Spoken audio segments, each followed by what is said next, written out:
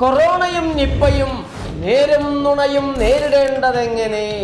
It's the time of our inauguration. We are so happy to see you. We are really blessed with your presence. അദ്ദേഹത്തെ പോലുള്ള ഒരു മഹാവ്യക്തിത്വം കുറേ കൂടെ അടുത്തറിഞ്ഞപ്പോഴാണ് supreme കോടതിയിലെ ഒരു വക്കീൽ ഒന്ന് എഴുന്നേറ്റ് നിൽക്കണമെങ്കിൽ എത്രയാണ്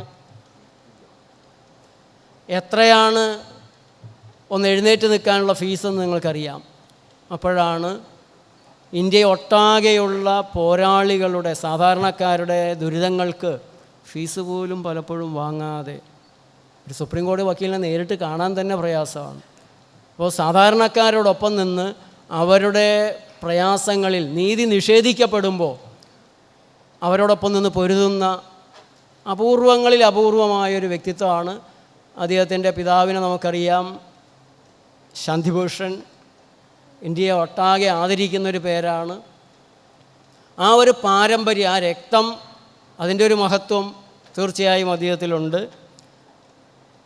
ഇതിനു മുമ്പും കേരളത്തിൽ 2 പ്രാവശ്യമൊക്കെ വന്നപ്പോൾ അദ്ദേഹത്തിൻ്റെ ഡ്രൈവറാകാനുള്ള ഭാഗ്യം എനിക്കുണ്ടായിട്ടുണ്ട്. പക്ഷെ അത് അദ്ദേഹത്തിന് പേടിയാണ് എന്നുള്ളതുകൊണ്ട് ഇപ്രാവശ്യം പ്രത്യേകം ചോദിച്ചു, ആരാ ഡ്രൈവ് ചെയ്യുക? എൻ്റെ ഡ്രൈവിങ്ങിനെക്കുറിച്ച് ഞാൻ കൂടുതലൊന്നും പറയുന്നില്ല. അതായാലും അദ്ദേഹത്തിന് ചെറിയ പേടിയുണ്ടെങ്കിൽ പിന്നെ ഡയർ ഡബിൾ ഡ്രൈവർ എന്നുള്ളൊരു ബഹുമതിയൊക്കെ എനിക്ക് അദ്ദേഹം ചാർത്തി തന്നിട്ടുണ്ട്. ഏതായാലും ഒരു ആത്മബന്ധം അദ്ദേഹമായിട്ട് ഉണ്ട് എന്നുള്ളൊരു വലിയ ഭാഗ്യമാണ്. അപ്പോൾ നമ്മളെല്ലാവരുടെയും പേരിൽ അദ്ദേഹത്തെ സംസാരിക്കാൻ ക്ഷണിക്കുകയാണ്. ഇന്നതാണ് സംസാരിക്കേണ്ടതെന്ന് ഞാൻ അദ്ദേഹത്തോട് പറഞ്ഞിട്ടില്ല. എന്താണ് സംസാരിക്കേണ്ടതെന്ന് അദ്ദേഹം എന്നോടും ചോദിച്ചിട്ടില്ല. വിഷയം മാത്രം പറഞ്ഞിട്ടുണ്ട്. കഴിഞ്ഞ ആഴ്ചയിൽ ഡൽഹിയിൽ വെച്ച് വീണ്ടും അദ്ദേഹത്തെ കണ്ടിരുന്നു. അപ്പോഴെല്ലാം ഞങ്ങൾ പേഴ്സണലായിട്ടുള്ള കാര്യങ്ങളൊക്കെയാണ് സംസാരിച്ചത്. എൻ്റെ പേരിലുള്ള കേസുകളെക്കുറിച്ച് എപ്പോഴും അദ്ദേഹം ചോദിക്കും. ഇപ്പോൾ 4 എണ്ണമുണ്ട്, അറിഞ്ഞുകൊണ്ടത് ഇരിക്കുന്നു. അറിയാത്തതായ ഒരു 3-4 എണ്ണം ഉണ്ടെന്നുള്ളതറിയാം. ഇന്ന് ഞാൻ പോലീസുകാരെയും ക്രൈംബ്രാഞ്ചുകാരെയൊക്കെ സ്വാഗതം ചെയ്തിട്ടുണ്ട്. ഇന്നൊരു 5-10-20 കേസെങ്കിലും അവർക്ക് എടുക്കാൻ പറ്റുമെന്ന് പറഞ്ഞിട്ടാണ് ഞാൻ അവരെ ക്ഷണിച്ചിട്ടുള്ളത്. നാളെ ക്രൈംബ്രാഞ്ചിൻ്റെ കേസ് കളമശ്ശേരി കോടതിയിലുണ്ട്. മിനിഞ്ഞാന്ന് പോയി ജാമ്യം എടുത്ത് വേറൊരു കേസിന് പട്ടാമ്പിയിലൊരു കേസ് ഇങ്ങനെ നടന്നുകൊണ്ടിരിക്കുന്നു. എല്ലാം കൂടി കൂട്ടിക്കെട്ടി ഒരു ദിവസം ഞാൻ സുപ്രീം കോടതിയിലേക്ക് അദ്ദേഹത്തിൻ്റെ കയ്യിലേക്ക് കൊടുക്കാമെന്നൊക്കെയാണ് കരുതുന്നത്. ഏതായാലും നിങ്ങളെല്ലാവരുടെയും പേരിൽ, നേച്ചർ ലൈഫ് ഇൻ്റർനാഷണലിൻ്റെ പേരിൽ, ജനാരോഗ്യ പ്രസ്ഥാനത്തിൻ്റെ പേരിൽ അഡ്വക്കേറ്റ് പ്രശാന്ത് ഭൂഷണെ ഈ വേദിയിലേക്ക് ഇനോഗ്രേഷനായിട്ട് സഹർഷം സ്വാഗതം ചെയ്യുന്നു. Please sir.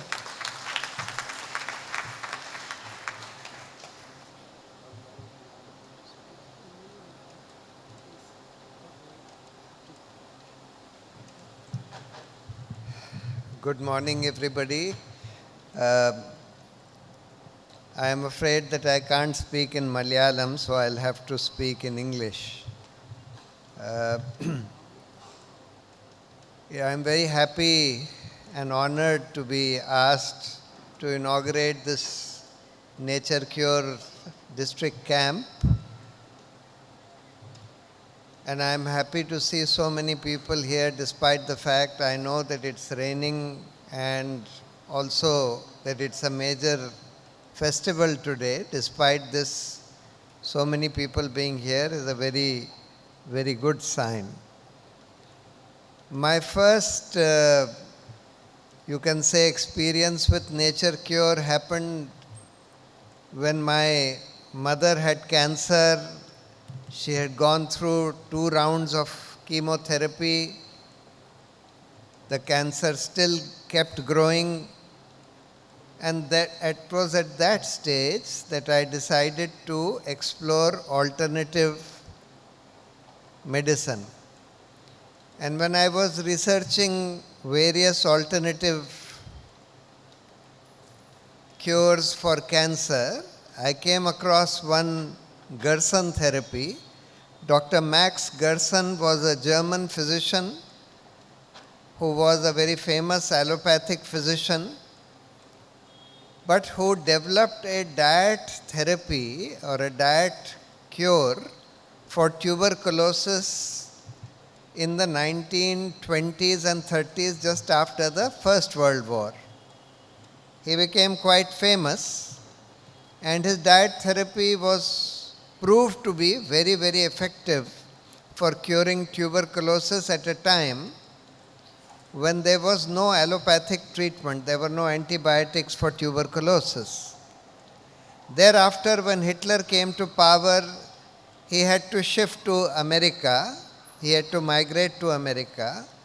And in America at that time, in the 40s and 50s, there was a lot of cancer. Cancer had become a major problem. And therefore, he decided to try his diet therapy for cancer. And he kept modifying it. And before he died in 1959, he found that his modified diet therapy was quite effective, at least for certain kinds of cancers. And he published a book before he died called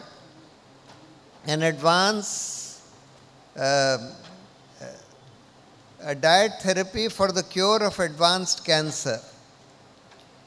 He died in 1959, but thereafter his youngest daughter set up this Gerson Research Center in California, and we took my mother there.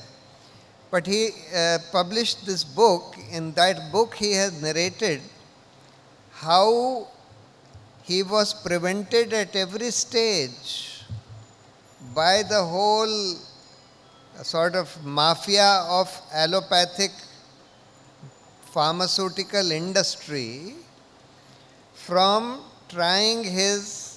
from propagating his diet therapy for curing cancer. And eventually the American Medical Association got various laws passed.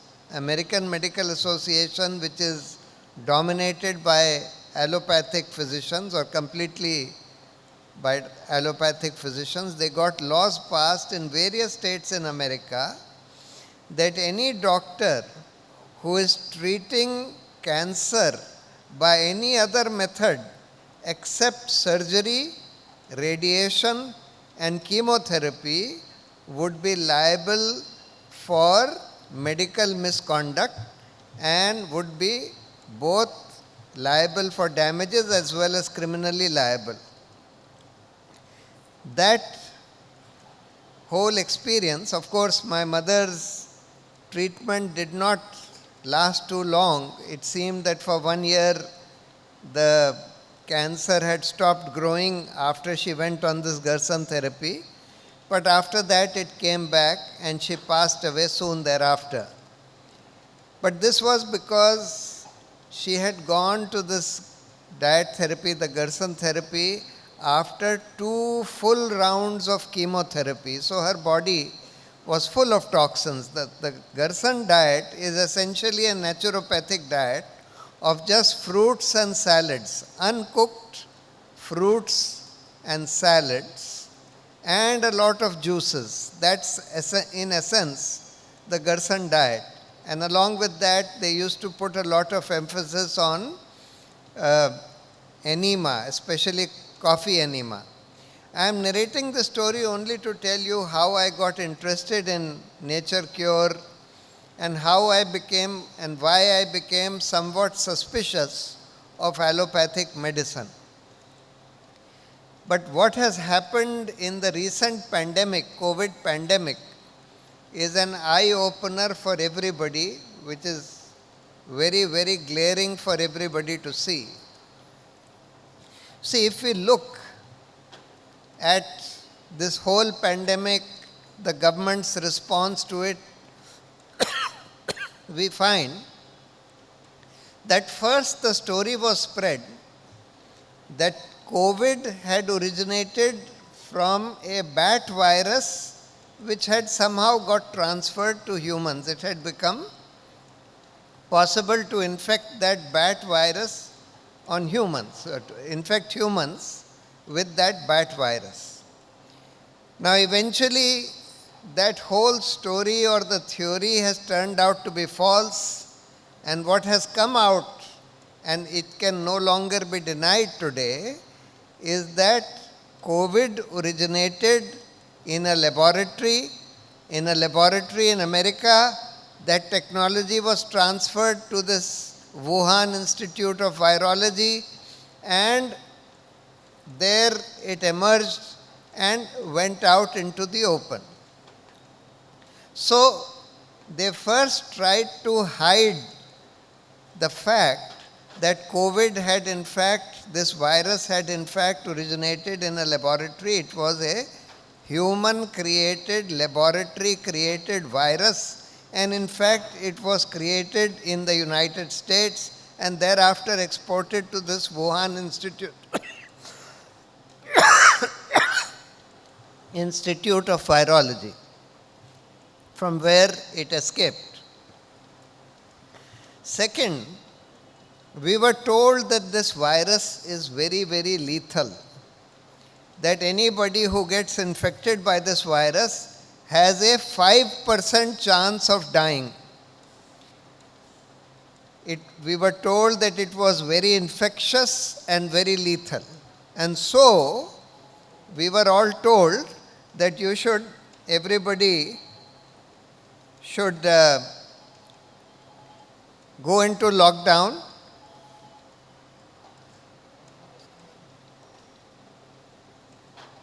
that people should not meet each other, that everyone should wear masks, that schools should be closed.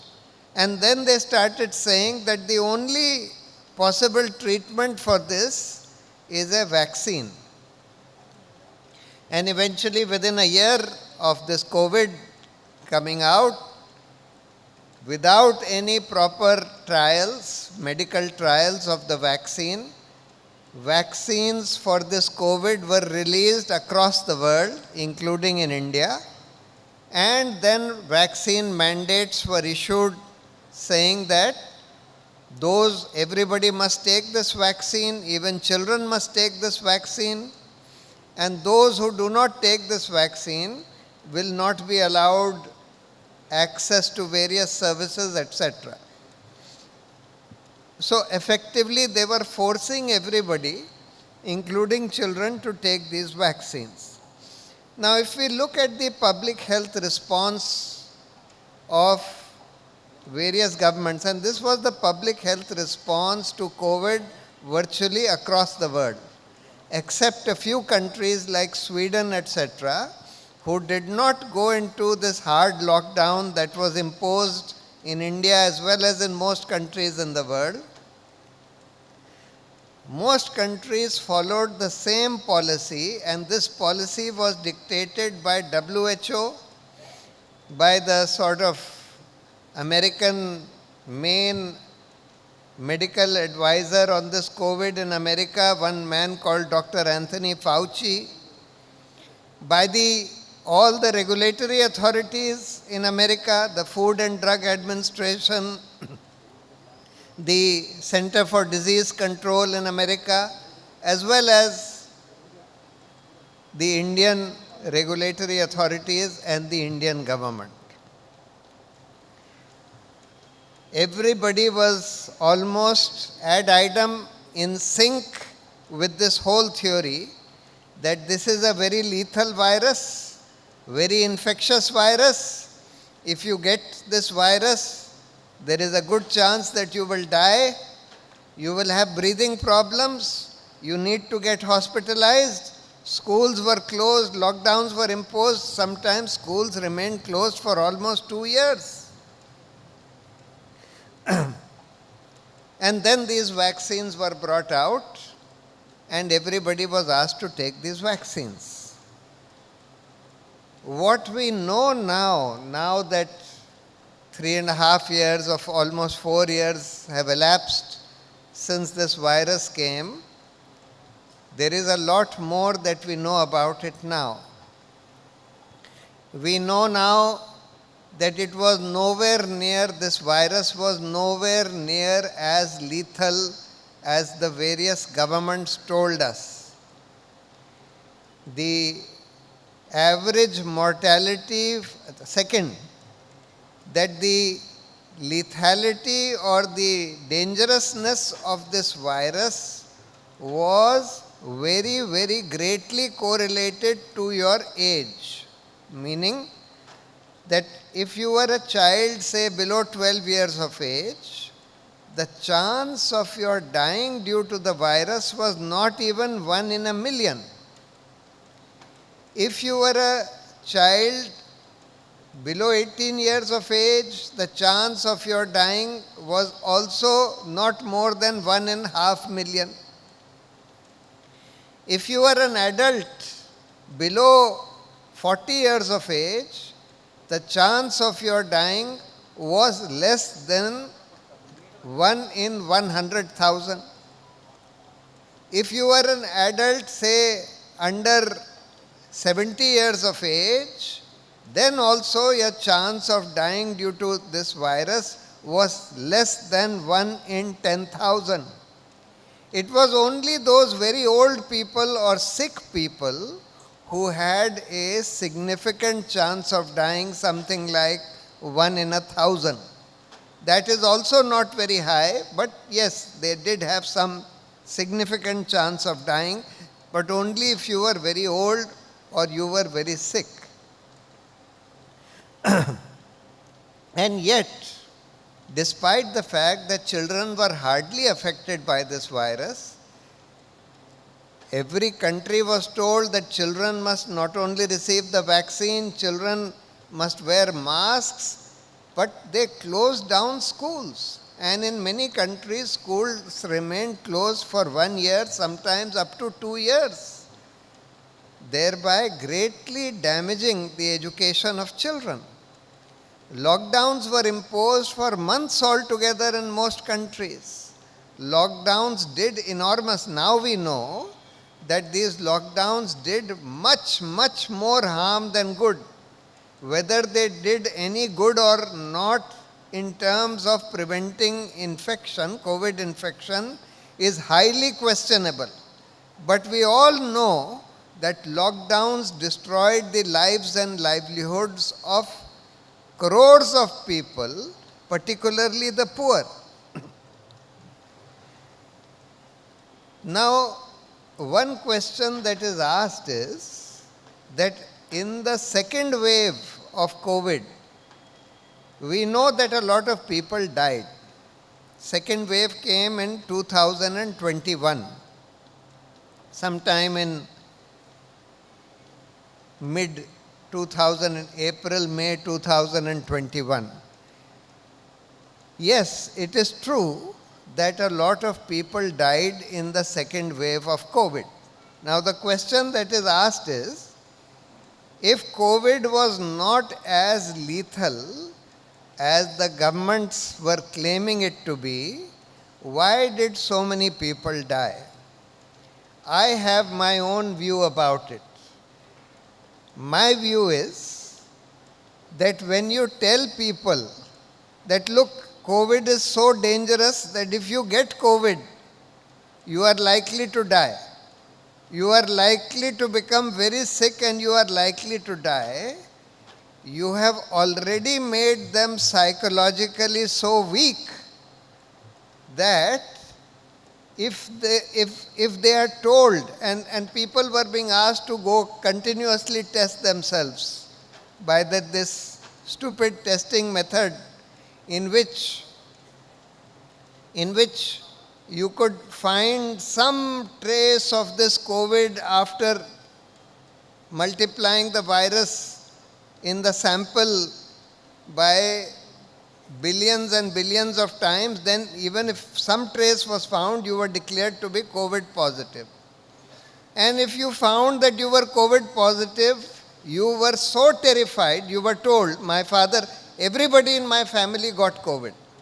My father, who was 95 years old, got COVID. He was 95 plus. Everybody told us, no, you must hospitalize him because he will have oxygen deficiency and therefore he will only get oxygen in the hospital.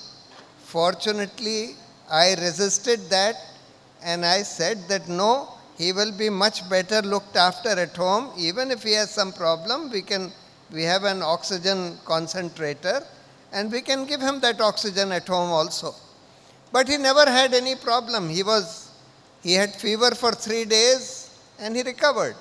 Everybody in the family who did not go to the hospital recovered. Everybody in the family who went to the hospital, many people died. I know so many people who were hospitalized and who died in COVID, but I hardly know anybody who was not hospitalized and who died. One of my uncle's aunts, they also died. They were given this lethal medicine called remdesivir. Now remdesivir, you see, everybody who had any sense and who had done any study of COVID, etc., knew that there are certain things which you can use to treat COVID. They were vitamin D, hydroxychloroquine, ivermectin, zinc. All these things are antiviral. They reduce the viral load in the body. And I also got COVID not once but twice. But I hardly had any symptoms other than having some weakness, etc., and some loss of smell. I did not even get fever. But most people did get some fever, but they recovered after 2-3 days, 2-3-4 days, etc. But when you scare people to this extent that you tell them that if you have COVID, you are likely to suffer from oxygen deficiency, you are likely to die, you must go to the hospital, etc. And in the hospital, people were not being looked after. There were no nurses, there were no doctors, they were so scared, they were not willing to come near the patients, they were not willing to touch the patients. And on top of that, hospitals were giving these lethal medicines called remdesivir. Now there are other medicines which have come which are also lethal. And all those were promoted by the pharmaceutical industry, just as the vaccines were promoted by the pharmaceutical industry.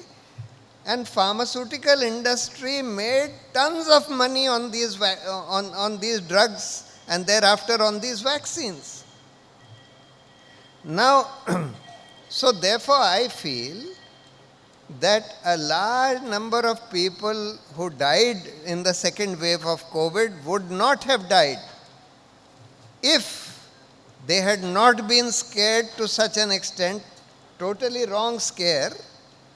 There was no need to scare people like this because it was not as lethal as the governments had made it out to be. So psychologically, they were already pushed down by scaring them.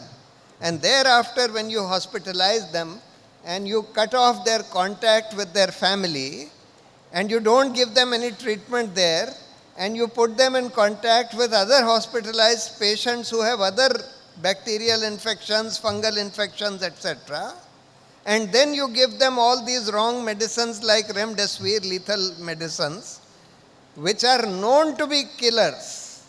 I mean, remdesivir was a medicine which was known to be killing more people than doing any benefit altogether at all. And yet remdesivir was being given and promoted by various governments, by the WHO, etc., during the initial waves of COVID. Of course, now it has been withdrawn, but it was during that time promoted. So that is why many people died. Otherwise, in Sweden, where they did not have any lockdown, where they did not close schools, where they did not have vaccine mandates, of course they had vaccines.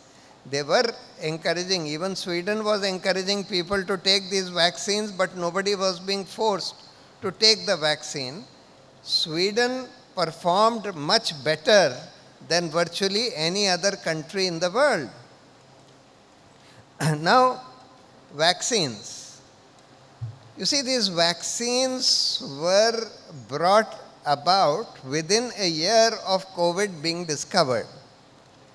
There were no proper trials of vaccines take at least 5 years.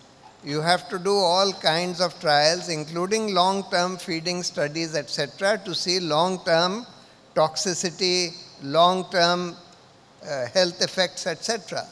None of that was done. Even the short-term studies or trials which were done were hidden from the people. And now, as people are coming to know what were the results of those trials, we now find that the vaccine trials were showing that the vaccines are actually doing more harm than good. And yet, those vaccines were unleashed, not just unleashed, not just permitted, but virtually forced on people. People were told that if you don't have the vaccine, you can't travel travel by plane, you can't travel by train, you can't travel by bus, you can't go to your job, etc. So virtually people were forced to take these vaccines, and now the results are very, very clear. Today, if you look at a population of people who took the vaccine versus a population of people who did not. I didn't take the vaccine, and I know many people who did not take the vaccine. But majority of the people did. But if you take, say, 1 million randomly selected people among those who took the vaccine versus 1 million randomly selected people who did not take the vaccine, several things are very, very clear. Those who took the vaccine are much more likely to get COVID than those who did not take the vaccine. Number two, those who took the vaccine are much more likely to get sick from COVID than those who did not take the vaccine. That means those who did not take the vaccine, even if they got infected, they did not get so sick. Like I did not get sick. I got infected twice, I did not get sick. Number three, and this is most important, very, very important. Those countries which are highly vaccinated, like USA, Australia, UK, New Zealand, and some other European countries are having a large number of what is called excess deaths. That means deaths which are over and above the average deaths in the last 10 years. That means most of these countries are having excess deaths which are 10% above the average of the last 10 years before COVID. Now this means that something is going on, and this phenomenon has happened only after the vaccine. Now, of course, people are dying. It has now come out that vaccines cause, at least the American vaccines, which are known as the mRNA vaccines, they cause myocarditis, that is an inflammation of the heart. They cause blood clotting. They cause all kinds of problems. But what is absolutely undeniably clear is that countries which are highly vaccinated are having a large number of excess deaths. 10% excess deaths over and above the average is a huge number. And this has happened just after the vaccines were introduced. So, all this is gradually coming out, and fortunately, at least in America,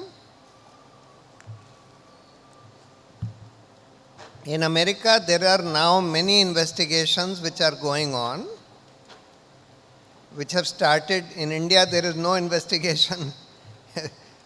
our government is not going to allow any investigation. We went to court asking for, to the Supreme Court, asking for quashing these vaccine mandates. That means any laws and rules anywhere in the country which say that if you don't take the vaccine, you will be denied A, B, C, D.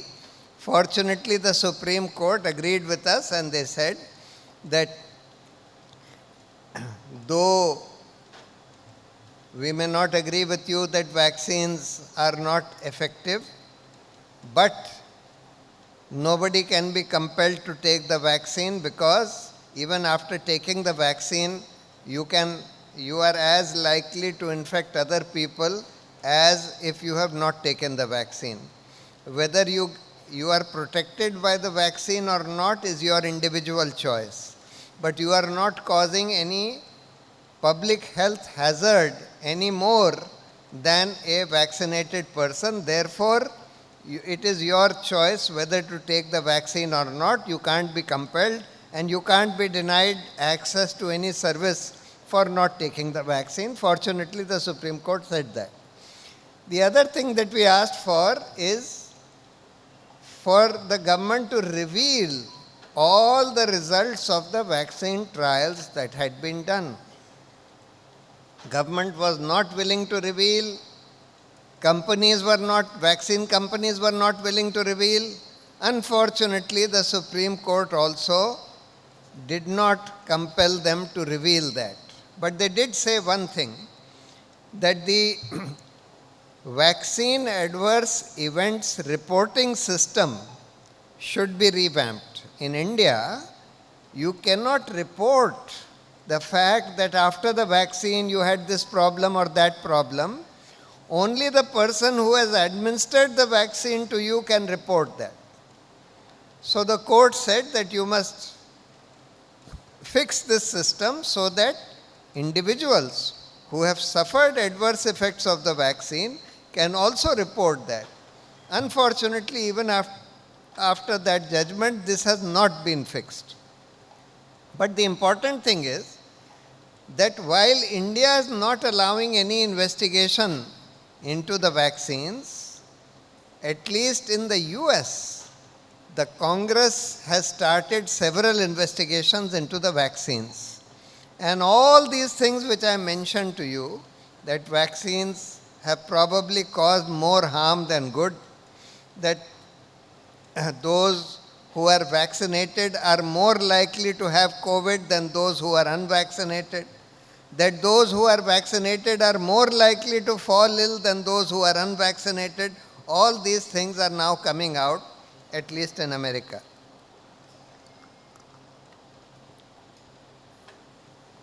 In all this, the role of the regulatory agencies, the governments, the regulatory agencies, like the Center for Disease Control in America, the Food and Drug Administration in America, this Dr. Anthony Fauci, who was the sort of main scientist who was advising the US government and whose advice was followed by almost all countries, including the WHO.